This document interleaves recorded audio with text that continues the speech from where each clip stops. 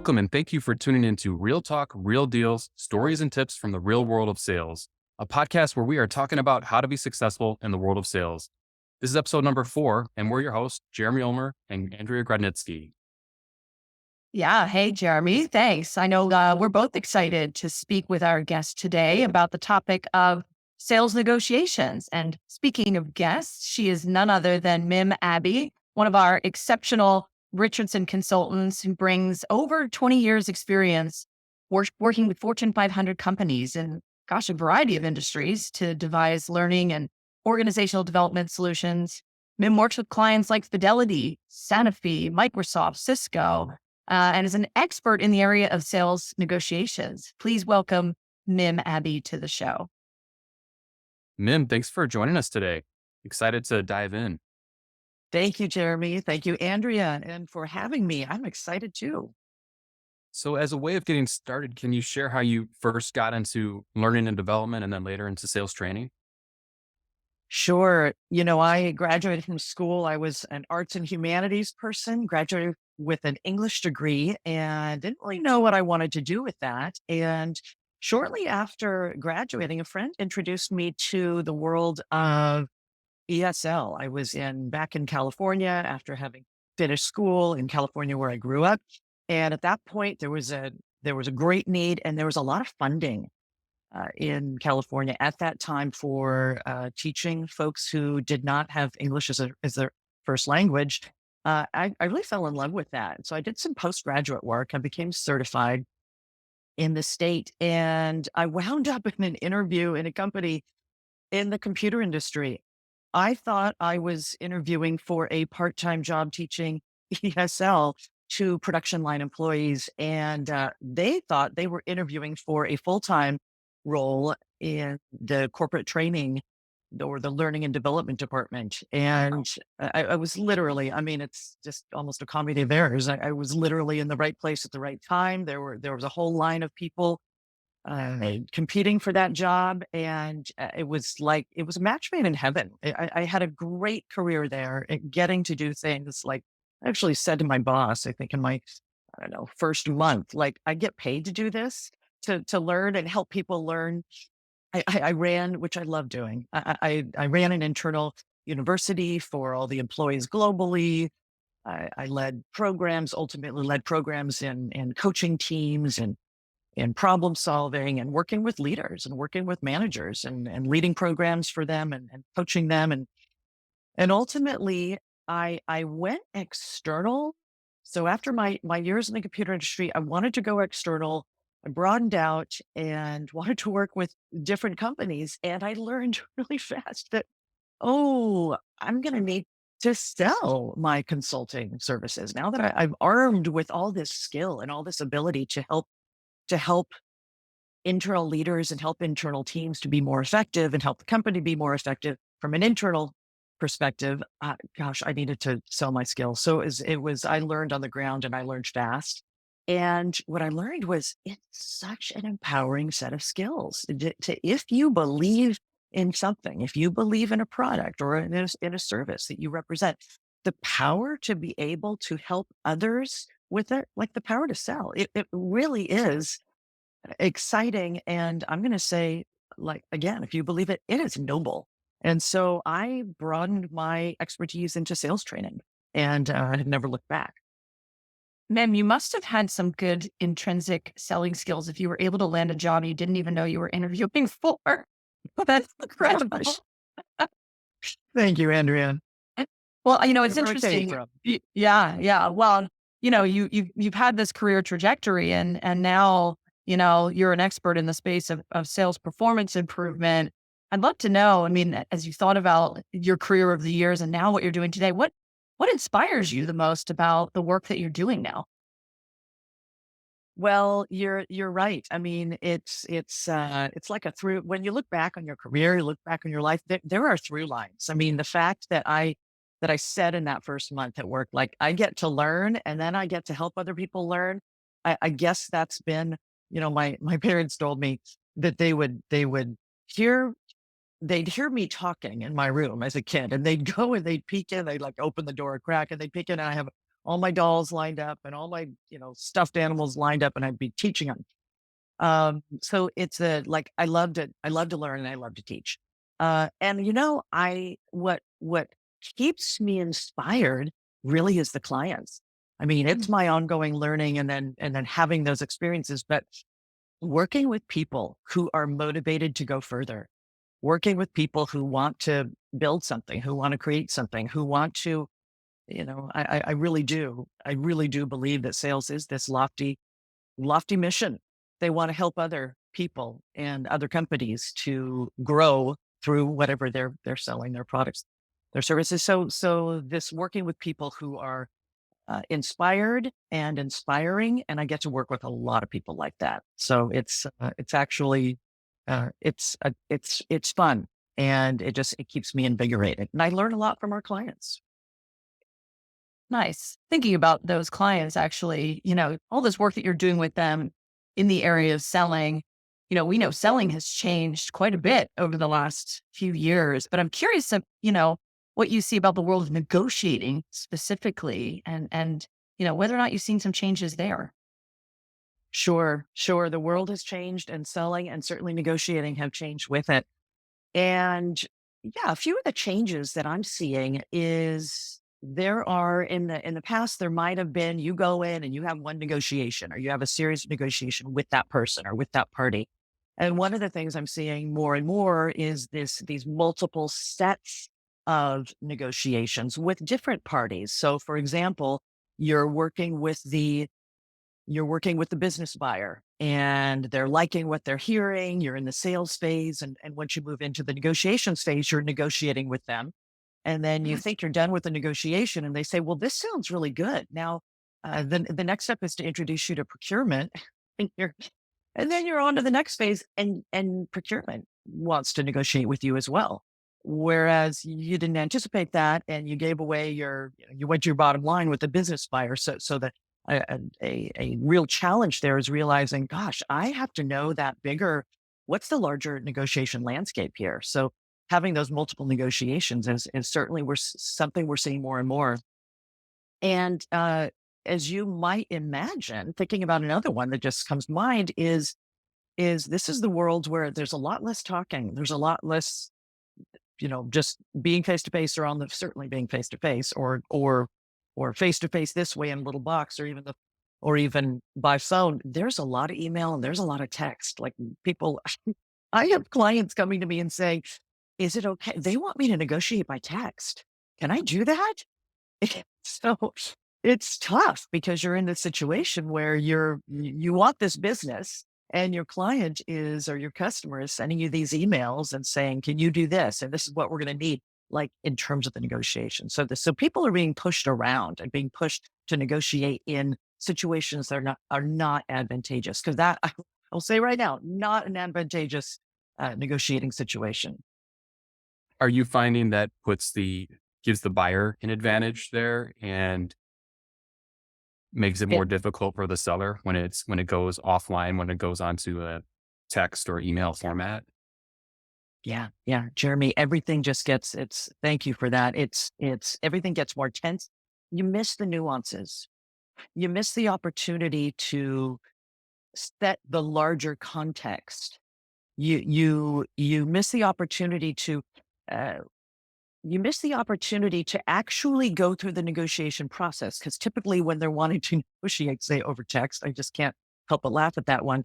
What they're trying to do is to negotiate terms, and they're trying to like trade.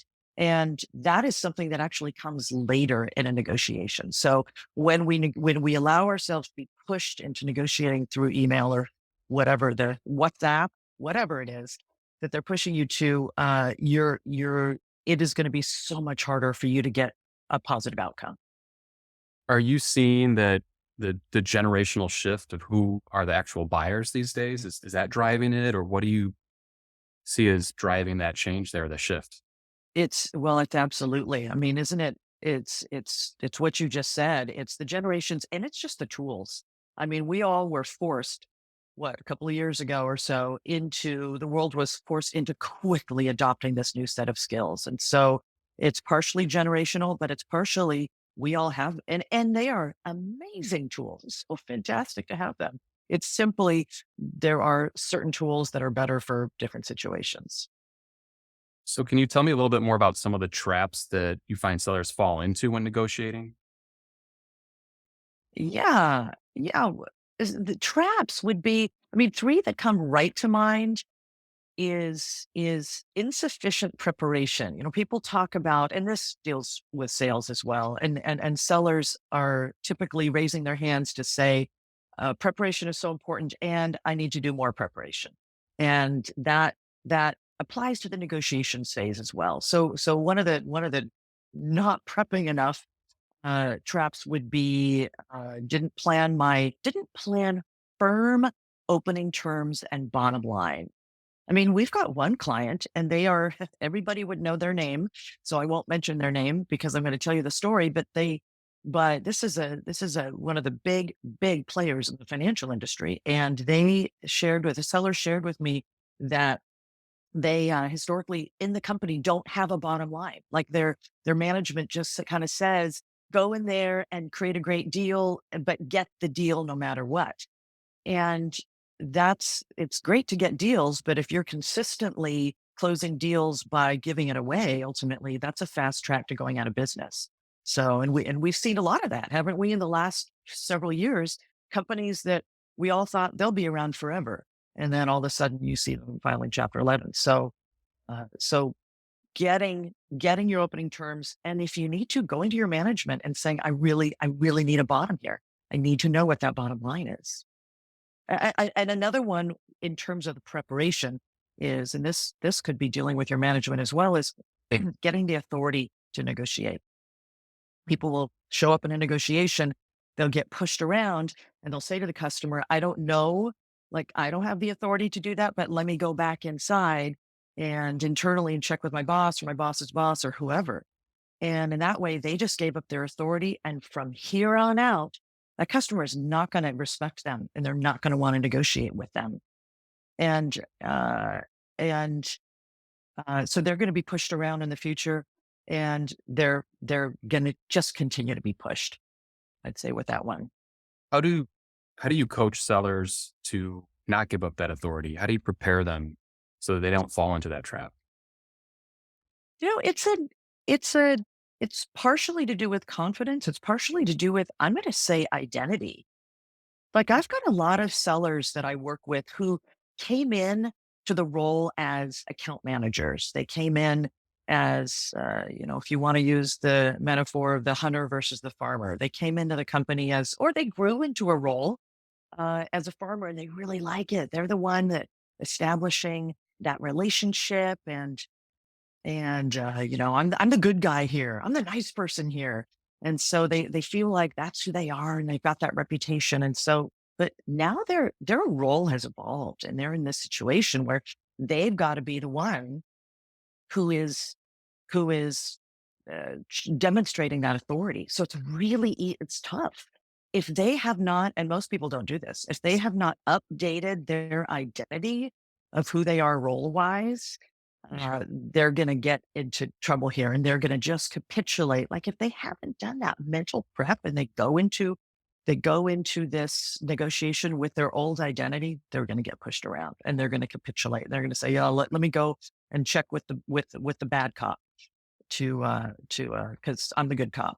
But so I would like, that's a big piece, is upgrading your identity to including, yeah, I am managing the relationship and I am doing business. In fact, I coach people a lot on, you may not have the role of CEO, but make no mistake, you are running a business. You are running your part of the business. And mentally, I mean, that's actually something, that's something to get excited about. It's like, wow, I got responsibility here. And this is I get to rise to the occasion. So it's getting my head in the right space, and then getting the skills. Absolutely. That's a key point. It sounds like part of it is really empowering the seller and you're helping them shift their mindset. Is that Yeah. an accurate frame? It would be. And those two, that's so well said, Jeremy. Those two really go hand in hand, because when people are armed, I mean, I have people coming to our negotiations program, and it's for a lot of people, it can be a little scary. Some people aren't. And I would caution, if it's not scary for you, just check yourself. Are you coming in and playing the heavy too much?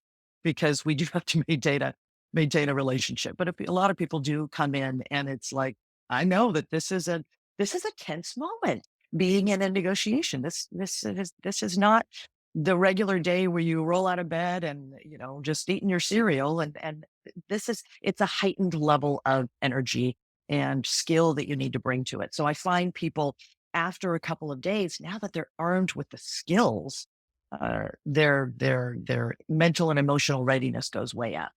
So those go hand in hand. Jeremy, you bring that up, is the skill and the confidence.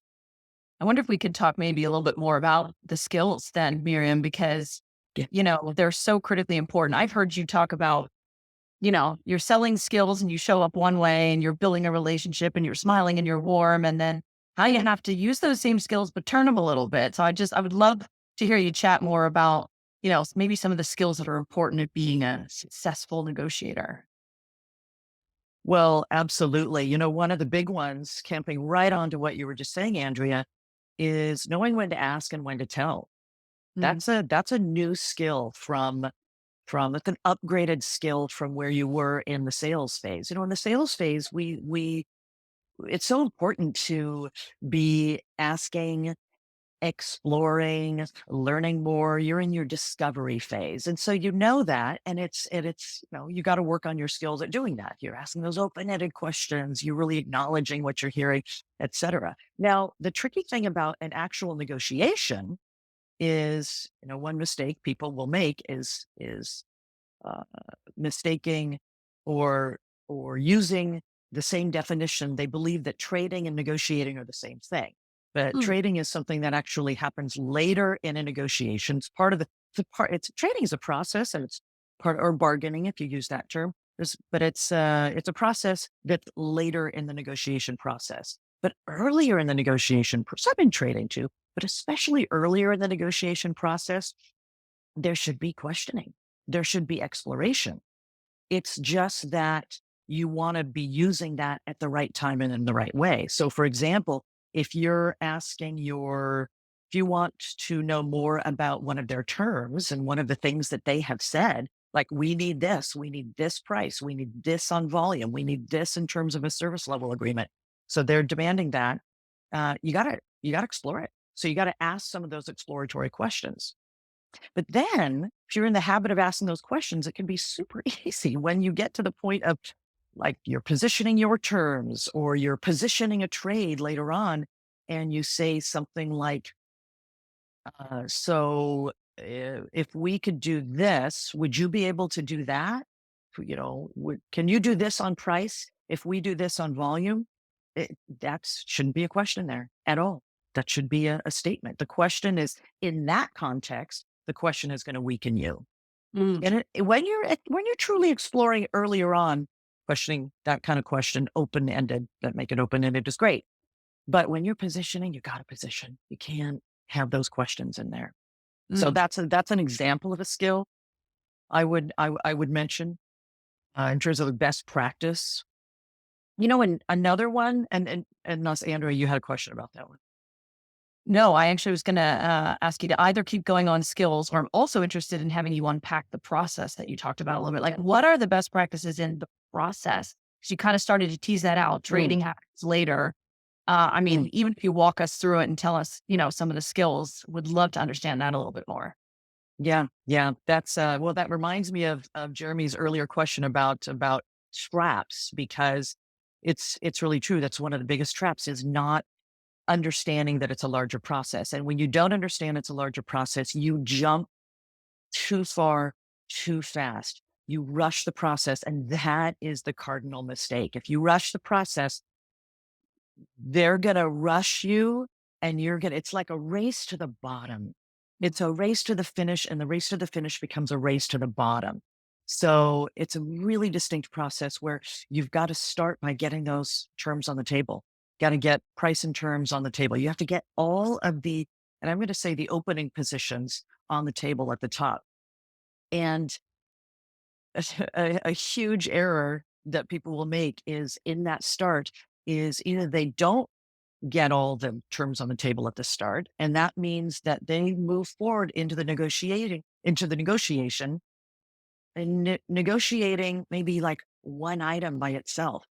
And you can't negotiate one item by itself. Everything works in context with everything else. So you've got to courteously and yet assertively get from your customer their or prospect their list of what they're coming in looking for, their opening terms as well.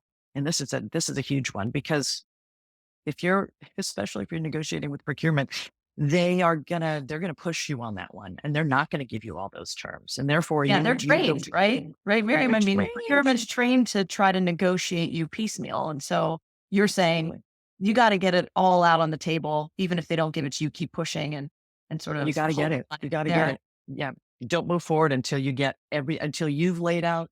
Here's our opening terms until you Yeah. got their opening terms. So that's your first place. Yeah. I want to keep going on the process, but a quick question that I get asked Yeah. all the time by customers is Yeah. who should open, the seller or the customer? What's your answer? Eh, yeah. Yeah. Well, again, if you've come from the farmer background, the account management background, you're going to be so tempted to let them open, and it's a huge mistake. Huge mistake. You're going to so regret that. You want to open. You want to be the one that's setting your terms on the table first. And not just your list of items. Like, okay, today we're here to talk about price and volume discount, and like no. So today we're looking at, and then you're going to list out price and you give them your number, service level agreement. You give them here's where we want to see that. And you just lay that out. And if you're laying that out first, then you get to benefit from this concept in science that they call anchoring bias. And what Mhm. the science shows is that whoever lays down their terms first, the end outcome, after you've gone through the whole process, the outcome is going to tend to be closer to your opening terms than theirs. Hmm. So really Fascinating. important. Yeah. Thanks Thanks for for asking that. Can you keep walking Yeah. us through this? We've talked about the opening a little bit. What else is important for people to know about, the process and some of the best practices in it? Yeah. Yeah. It's here's the next mistake I would say is after if you've done that, which is pretty heroic work to control the opening, that's what you're doing is you're controlling the opening by laying out terms and courteously but assertively being sure that you get all of their opening terms before you proceed. Because they're going to want to piecemeal out one thing, but got it all on the table first. Then the next mistake is all right. So let's trade. Let's go back and forth and put this thing together. And you'll be leaving money on the table if you do that. Next phase is so important. And that is where you really dig into their terms and you take each of their terms, take each one of their, where they took exception to what your opening terms were, and you dig in and you explore them. Because really, when you think about here's how I'm going to define negotiation. If trading is the later end, it's a process within a larger process. Negotiation is a larger discussion or series of discussions around terms and value. It involves exploration and creative thinking and creative work, creative thinking in here and creative work together that results in a beneficial outcome. Now you're going to be the one who's going to define beneficial outcome. Ideally, I'd love to see you have a financially beneficial outcome. But you might also be thinking about a strategically beneficial outcome. Like maybe this is going to help you open up into a new market or a new relationship or really going the direction that you want to go. And also an outcome that says that there's a very strong likelihood that we're going to continue to do business because you didn't wreck the relationship throughout Mhm. throughout that negotiation process. So I just pause to give you that sense of how to think about a negotiation. I gave you three things. The second thing was involving exploration and creative thinking. And that's the thing that needs to happen next is after you've got all those terms on the table is digging in, really exploring. Because what happens in that exploration process where you take those things that they just sound like such strong demands that they would never budge on, once you start getting people talking, it's you find you gain information. You gain information that would enable you to potentially be creative about, oh, well, you mentioned that. We didn't realize that. I'm seeing an opportunity to do something creative together. Like you said X, I said Y. I'm actually seeing a possibility of Z that would meet both parties. So that's a really exciting part of the process. And even if you don't get very far in terms of finding those Z's or those door number threes, Mm. it's going to help you when you get to trading, because information is knowledge and knowledge is power. And so you gained that information in that exploration process, and you can use that in your trading process. I'm That's curious that, to, yeah, Jeremy. sorry, I was just curious about something we spoke about earlier. I'm seeing some of the sellers out there that I know, some of them feel really stressed out in some cases. It can be nerve wracking for some salespeople to go into a negotiation. And how do you teach them to leverage confidence to maximize outcomes, yet still protect that relationship with the customer? Yeah, yeah. That's a great one, Jeremy. It's so the two things there, having the confidence and protecting the relationship. So the confidence thing goes back to identity. I mean, it goes back to a couple of things. Certainly it's in the prep, but it's also in the identity. So the prep part, I'll say planning out all of the possibilities. Like if you get to the trading phase and you're saying, well, if you do this for us on price, we'll do this for you on volume. It's and there's different configurations you're trying out. And if they're pushing you and rushing you and you're realizing, I actually don't know the value of this configuration. Like ultimately, would this be a good deal for us? So it's when you're prep, like literally spitballing all of the potential configurations. So you've thought through everything ahead of time. Also in your confidence and your prep is just anticipating knowing that they are being measured on getting the best deal. So they are going to push you. So, there's nothing personal. It's them having to do their job here. So they're they're going to do what they need to do to get to be measured profitably. So just anticipate that and don't get thrown when they're pushing. And then again, expanding your identity. You're someone who is great with relationships, and you're also running your part of the business. So that's the internal prep.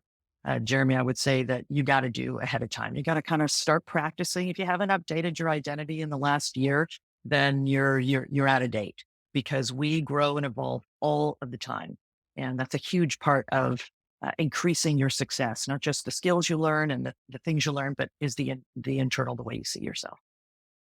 And how do you know when it is appropriate to actually trade in a negotiation with a prospect or customer? You've done all of your prep. You're in the situation now where how do you decide when to do it?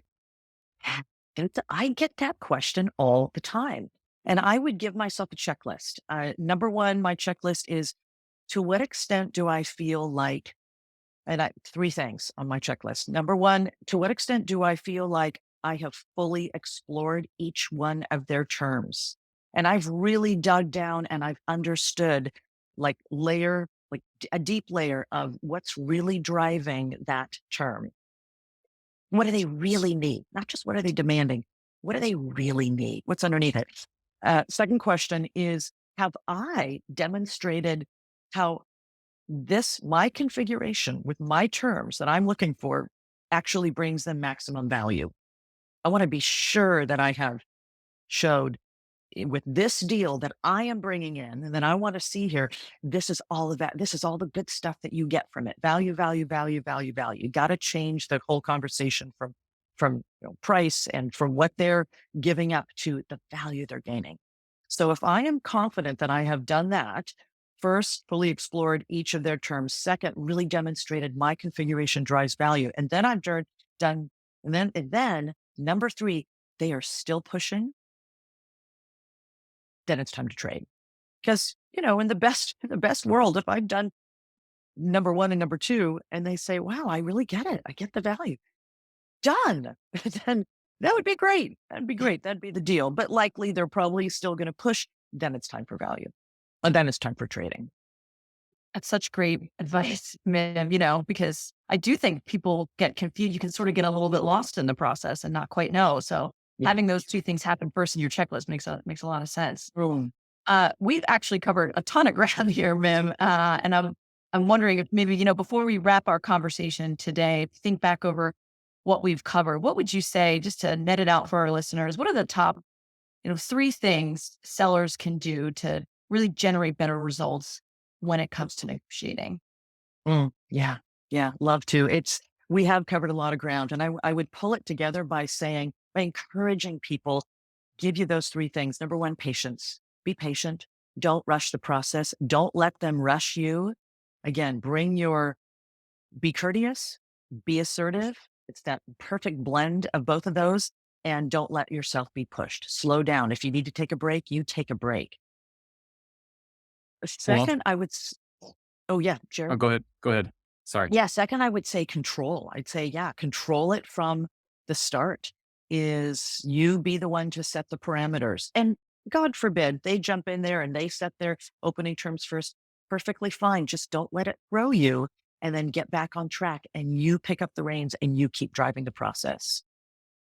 And the third thing I would say is what we've talked quite a bit about, and that's identity.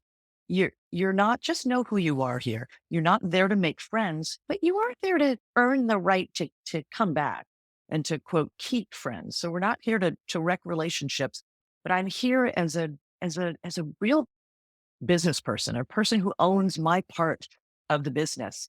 And I'm here to use my skill and my expertise to create a great outcome here. Well, I want to thank you so much, Mim, for sharing your insights today. I know our audience will find them helpful. And if you'd like to connect with Mim or reach out to her with any of your questions, you can find her on LinkedIn at Mim Miriam Abbey. Thanks to all of our listeners for tuning in today. For more sales tips and best practices, please check us out on LinkedIn at Richardson Sales Performance.